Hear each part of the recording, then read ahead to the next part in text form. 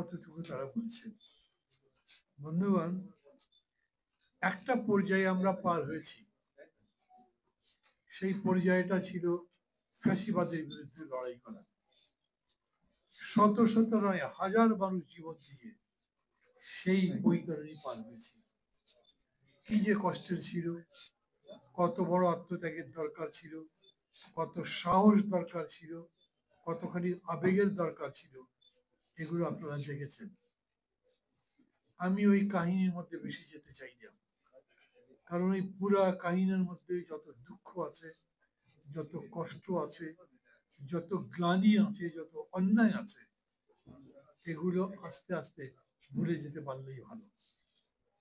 ওর মধ্যে যে নৃশংসতা আছে, অমানবিকতা আছে, যেগুলোর বিচার যদি করতে না পারি তাহলে মানবতা প্রতিষ্ঠা করা যাবে না, এই বিবেচনা থেকেই সেই জায়গায় আমরা থাকতে চাই। কিন্তু এটা ঠিক, ওই পর্যায়টা পার হয়ে গেছে। এখন শেখ হাসিনার স্বৈরাচার নাই, এখন পর্যায়টা হচ্ছে গণতন্ত্র নির্মাণ। যার জন্য লড়াই করলাম সেই জায়গায় যাতে পৌঁছাতে পারি, সেই লড়াই। এবং সেই লড়াইটা নিশ্চয়ই বিশাল জনসভার কর্মসূচি নয়, বিশাল মিছিলের নয়, বিক্ষোভের নয়, মারামারি কাটাকাটির নয়। এখনকার এই পর্যায়টা একেবারেই, আমি বলবো একেবারেই ঠান্ডা মাথার, বেশি করে বুদ্ধিবৃত্তির লড়াই। মানে এই যে একটা কথা বলেছেন, এজেন্ডা যেটা আপনারা করেছেন, শাসন ব্যবস্থার গুণগত পরিবর্তন হিউজ। আমাদের শাসন ব্যবস্থার মধ্যে গুণগত দিক কমই আছে, অমানবিক দিক বেশি। আমাদের পুরা দেশের যে শাসন চলে, মানুষের প্রতি মানুষের যে সম্পর্ক, তার মধ্যে ভালোবাসা, মমত্ববোধ, অঙ্গীকার কম। মানে পুঁজিবাদে যেরকম হয়, যেমনি পারো নিজের আখের গোছাও, টাকা পয়সা বাড়াও, সম্পদ করো, পুরা সমাজ, পুরা শাসন ব্যবস্থা এইরকম করেই চলে। তার মধ্যে অমানবিক দিকগুলো কি? ধরেন জেলাতে শাসন করে কি? ডিসি। তার কোনো জবাবদিহিতা আছে? নাই। আপনি একজন বড় রাজনৈতিক নেতা, এমনকি আপনি এমপি, আপনি ডিসির কাছে যান, উনি যদি অনুগ্রহ করে আপনার একটা তদবির রাখে। ধরেন পুলিশ প্রশাসনে যদি যান, এসপি, নিচে যত যাবেন থানা পর্যায়ে এরকম এক একটা কিংস দেওয়া হয়ে গেছে, যার কোনো জবাবদিহিতা নেই। বহু বছর ধরে আমরা বলেছি এটার গণতন্ত্রায়ন দরকার, এটার জবাবদিহি তৈরি করা দরকার, হয়নি কিন্তু কিছু। ঢাকা সিটির মেয়র ছিলেন মোহাম্মদ হানিফ, খুবই জনপ্রিয় মানুষ, চমৎকার বক্তৃতা করতেন, দরাজ গলা ছিল, যা বলতো মানুষ প্রায় মন্ত্রমুগ্ধের মতো শুনতো, বিশ্বাস করতো। উনি বলতেন আমি কিছুই করতে পারছি না, কারণ আমি লোকাল গভর্নমেন্টের আন্ডারে, সিটি গভর্নমেন্ট দেওয়া হোক। সিটি গভর্নমেন্ট দেওয়া হয়নি এখন পর্যন্ত। সিটি গভর্নমেন্ট কোনো একটা পপুলার ইস্যু হয়েছে সেরকমই না।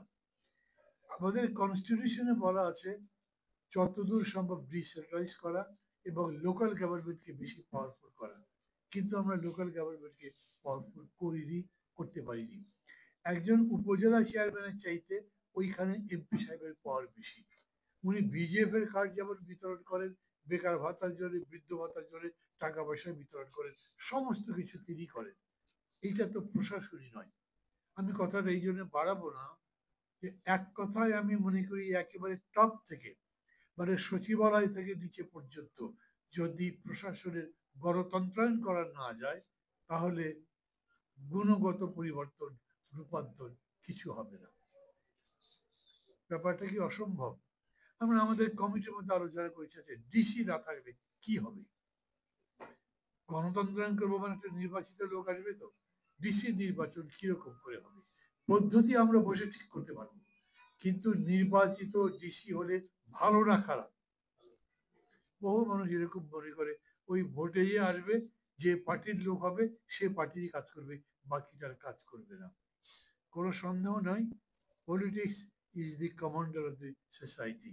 রাজনীতি যদি খারাপ হয়, রাজনীতি পরিচালনা করে, গঠন করে, চালনা করে যে রাজনৈতিক দল, তাদের মধ্যে যদি গণতন্ত্র না থাকে, মূল্যবোধ না থাকে, জ্ঞানের চর্চা না থাকে, তাহলে কিছু হবে না। এক কথায় কিছু হবে না। এক শেখ হাসিনার দাপটে দেশ তছনছ হয়ে গেছে। আমরা বলি অনেক সময় আমাদের যে কনস্টিটিউশন ছিল তাকে তো অসাধারণ ক্ষমতা দেওয়া ছিল, কিন্তু এই কনস্টিটিউশন অনুযায়ী গত 53 বছর তো চলেছে। ওই বেগম জিয়া তো এরকম ডেসপট হননি, বেগম জিয়া তো এইরকম জনগণের উপরে নির্যাতন করেননি, অথবা যারাই ছিলেন এই শেখ হাসিনাই জানিয়েছিলেন, তখনও তো তিনি করেননি। বোঝা যায় আমাদের কনস্টিটিউশনের মধ্যে থেকেও এটা করা গেছে, অন্য কোনোভাবে করা যায়? শেখ মুজিব কয়েক মিনিটের ব্যবধানে পুরো কনস্টিটিউশন ঘুরিয়ে দিয়ে একদলীয় ব্যবস্থা কায়েম করেছিলেন। তার মানে দাঁড়াচ্ছে শেষ পর্যন্ত যেহেতু রাজনীতি নিয়ন্ত্রণ করে, আপনি রাজনীতিকে কিরকম করে নিয়ন্ত্রণ করতে পারবেন সেই ব্যাপারটা ভাবতে হবে। ভাই জিজ্ঞেস করেছেন, আমাকে ইঙ্গিত করেছেন যে রাজনৈতিক দলগুলো তাদের রূপান্তরের জন্য, তাদের গুণগত পরিবর্তনের জন্য কি ভাবেন। অনেস্টলি যদি বলি, আমি রাজনৈতিক দলগুলোর মধ্যে এই সম্পর্কে খুব চিন্তা ভাবনা দেখছি না। বিশেষ করে যাদের পরিবর্তন বেশি দরকার, বড় বড় দলে, তাদের মধ্যে নাই। বরঞ্চ কিরকম হয়েছে, ধরেন 5 আগস্টের পরে একটা দল চলে গেছে, এর জায়গায় বি আসছে, এবং বি এসে কি করছে সেটা দেখছেন। চতুর্দিকে চিচি পড়ে গেছে, ঢিঢি পড়ে গেছে। এইভাবে সংস্কার হবে, দেশ বদলাবে। এ পারে হল দখল করে, ও পারে ইউনিভার্সিটি দখল করে, সে বাস স্ট্যান্ড দখল করে, মানে দখলদারিত্ব, চাঁদাবাজির কোনো সীমা পরিসীমা নাই। আচ্ছা, কেন্দ্রের নেতারা কি করছেন তাদের দেখছেন তো? তাদের কেন্দ্রের নেতারা ইতিমধ্যে হাজারের উপরে নেতা কর্মীকে বহিষ্কার করেছেন, তবুও ঠিক হয়নি। তাদের বহিষ্কারটা কি নাটক? ভালো করে ভাবেন। এরকম হয়েছে আগে, একজন দোষী চিহ্নিত হয়েছে, তাকে বহিষ্কার করেছে দল থেকে, 15 দিন পরে গিয়ে দেখেন সেই দলের অফিসের মধ্যে তিনি দিব্যি বসে আছেন এবং আগের মতো প্রভাব খাটাচ্ছেন। কিন্তু এখন কি এরকম হয়েছে? খোঁজ করেন। পরিস্থিতিটা এরকম, ওই যে বলে না, জনগণের সচেতনতাই কেবলমাত্র রাজনীতি বলেন আর সমাজ বলেন সব কিছুকেই একটা নির্দিষ্ট দিকে পরিচালিত করতে পারে। মানুষের চেতনার মান এখন অনেক উঁচুতে। আমি একেবারে নির্দ্বিধায় বলতে পারি, জনগণের এখন যে চেতনা আছে সেই চেতনা বহু ক্ষেত্রে রাজনৈতিক দলগুলোকে নিয়ন্ত্রণ করছে। এও সত্যি। কিরকম? 5 আগস্টের অব্যবহিত পরেই বড় রাজনৈতিক দলটি তার পার্টি অফিসের সামনে সভা করলো, সভা করে বলল 3 মাসের মধ্যে নির্বাচন ঘোষণা করে। দেখেছেন, মানুষ অপছন্দ করেছে, একটা চাপ তৈরি হয়েছে রীতিমতো, যে দল বলতে বাধ্য হয়েছে না 6 মাস পরে করতে হবে। মানুষ 6 মাসও নেয়নি, তখন তারা বলেছে যৌক্তিক সময় দিতে হবে তাদেরকে। এটা তো জনগণের চাপেই হয়েছে, জনগণের চাপেই তো হয়েছে। আমি আবার বলি, জনগণের এই চেতনার উপরেই আমাদেরকে নির্ভর করতে হবে।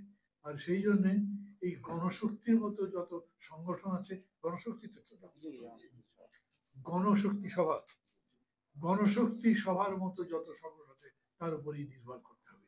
মানে এরকম সংগঠন দাঁড়াবে যাদের